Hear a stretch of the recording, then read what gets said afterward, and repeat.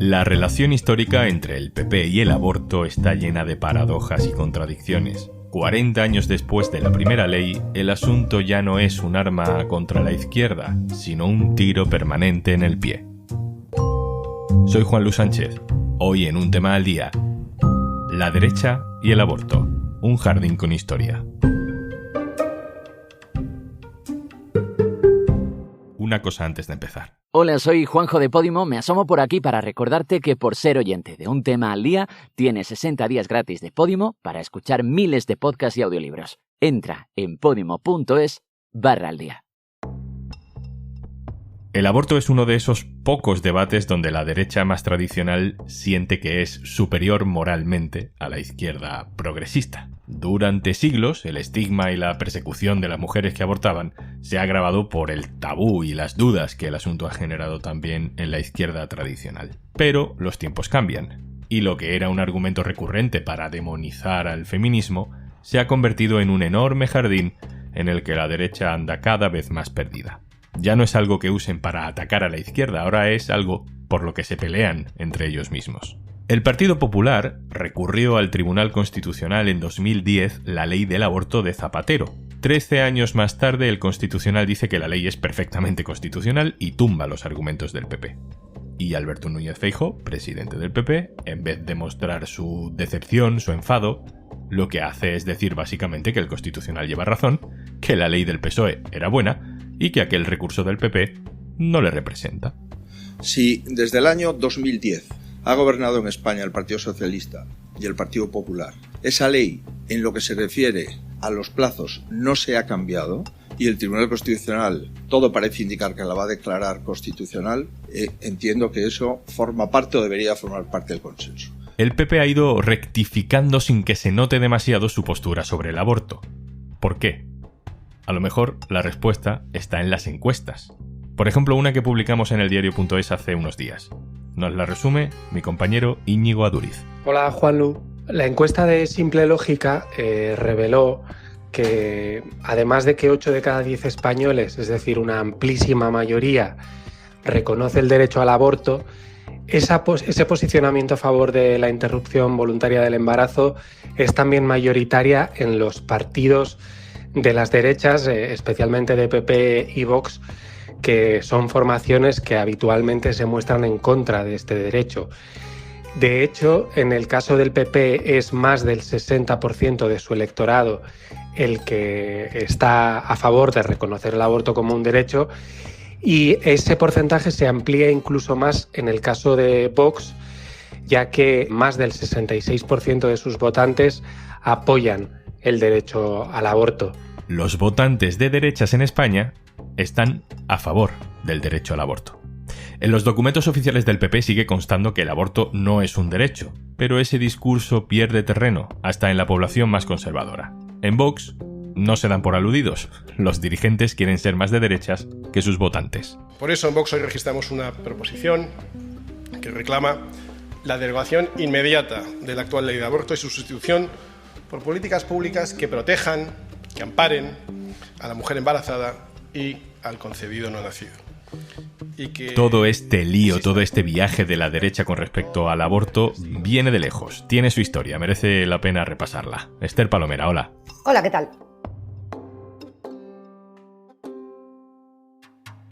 Vámonos casi a la transición, ¿no? Porque ahí empieza la paradoja política de la derecha con el aborto, con un momento, un episodio que curiosamente se repite ahora. Alianza Popular se opone a la primera ley del aborto en el 83, la recurre al Constitucional y luego, 25 años más tarde, cuando Zapatero era presidente e intenta modernizar esa ley, el PP dice que no, que la de 2010, la de Zapatero, es malísima, que la buena es la de los 80. Efectivamente, haces muy bien en decir la ley del 83 porque la primera ley que sale del Consejo de Ministros para reconocer el derecho al aborto es de aquella fecha y no del 85, como prácticamente recuerdan la inmensa mayoría social.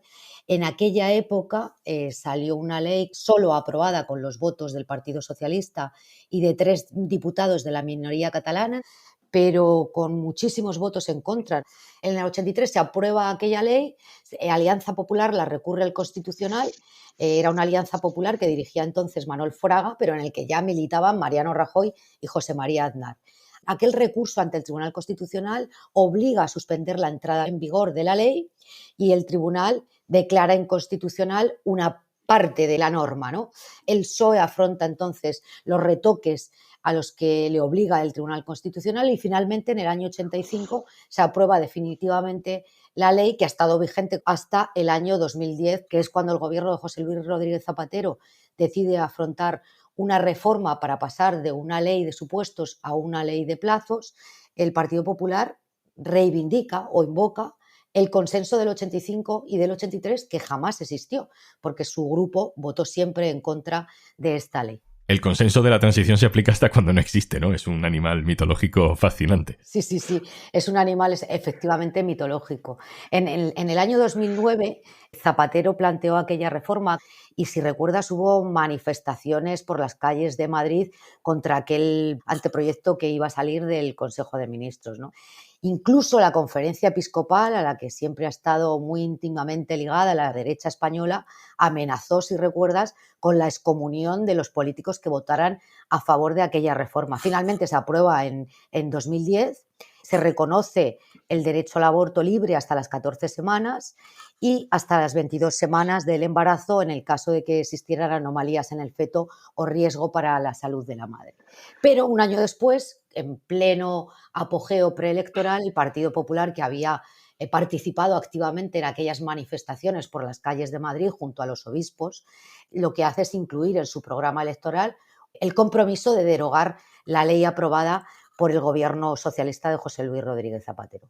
Y arropado por un sector que hoy está cobijado bajo las siglas de Vox, se ve finalmente obligado o arrastrado a un recurso de constitucionalidad, ¿no? Que luego, como todo el mundo sabe, duerme el sueño de los justos durante 13 años. Ese recurso se queda esos 13 años atrapados en el Constitucional porque ni siquiera la mayoría conservadora judicial ha querido posicionarse en contra del aborto. De hecho, cuando Mariano Rajoy llega al poder, se produce el momento clave para entender, creo yo, lo que ha sucedido después. El gobierno impulsa una nueva ley del aborto, la patrocina nada menos que Alberto Ruiz Gallardón como flamante ministro de Justicia, y eso parecía ser una gran apuesta ideológica del PP, ¿no, Esther? Bueno, fíjate, si hubo presión a la derecha española para que impulsara este recurso y afrontara una nueva reforma, que el llamado progre del Partido Popular, como se le había considerado hasta ese momento Alberto Ruiz Gallardón, que ostentaba entonces la cartera de Justicia, impulsa una ley que vuelve a regular el aborto en función de los supuestos y solamente reconoce el aborto en 2 casos, para los casos de mujeres violadas o en el caso de que hubiera riesgo físico o psicológico para la madre. Es decir, que aquellas mujeres que tuviesen durante su embarazo conocimiento de una malformación fetal no podrían abortar. Y, para sorpresa del Partido Popular, lo que pasa es esto.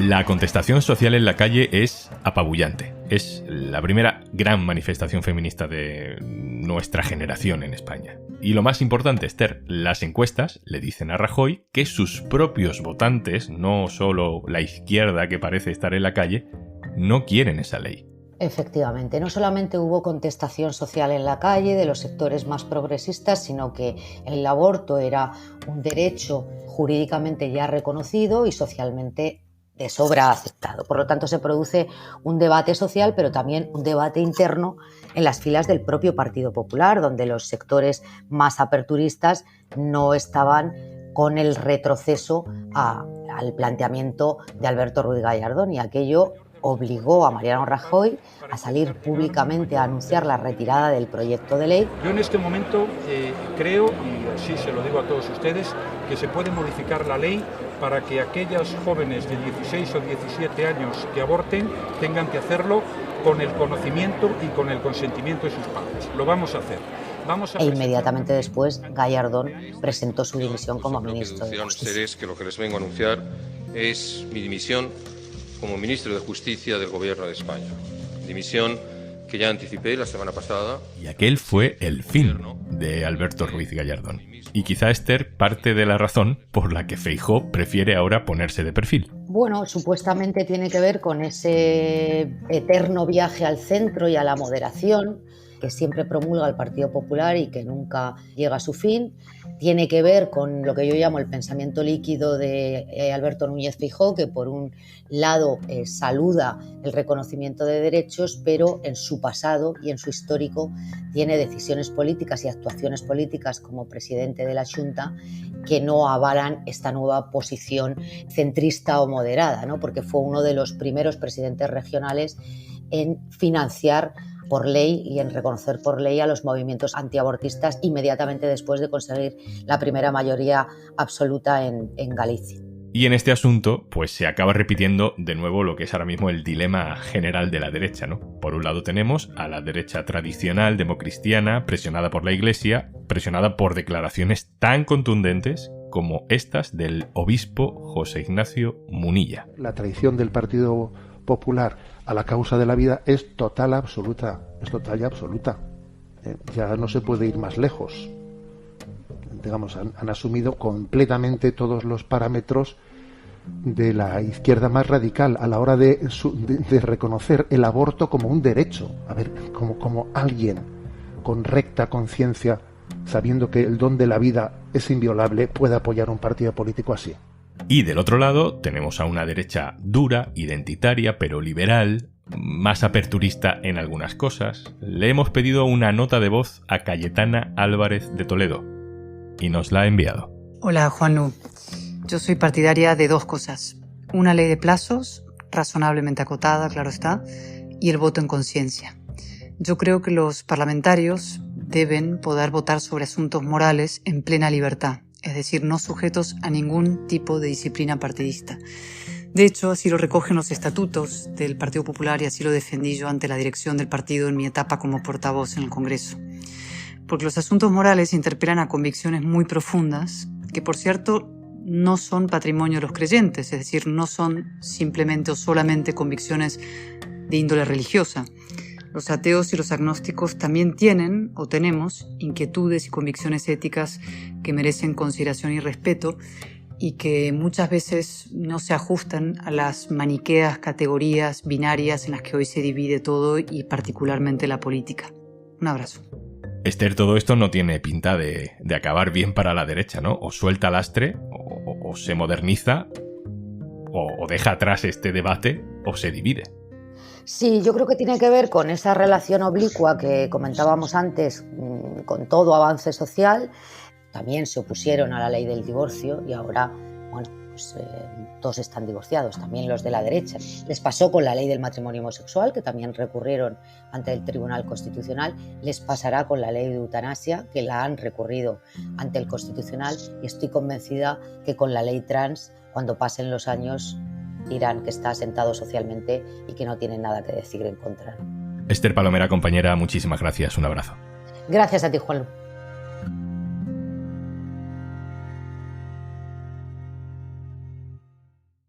Y antes de marcharnos... Si escuchas frecuentemente un tema al día, supongo que eres de podcast. Pues tienes un montón por descubrir en Podimo y te regalamos 60 días gratis para que puedas disfrutarlos. Descarga nuestra app entrando en podimo.es/aldía. Regístrate y usa tu cuenta en tu móvil o en el ordenador. Charlas divertidas, true crime, ficción, algunos podcasts que no sabríamos ni cómo categorizar de lo locos que son. Y esto nos encanta. Pero además, tienes un montón de audiolibros para que desconectes de la realidad durante horas. 60 días gratis para que descubras todo el contenido de Podimo por ser oyente de un tema al día. Venga, vale, te lo repito. Última vez, prometido. Podimo.es/aldía. Esto es Un Tema al Día, el podcast del diario.es. Si te gusta lo que hacemos, necesitamos tu apoyo. Hazte socio, hazte socia en eldiario.es/socio. Este podcast lo producen Carmen Ibáñez, Marcos García Santonja e Izaskun Pérez. El montaje es de Pedro Nogales. Yo soy Juanlu Sánchez. Mañana, otro tema.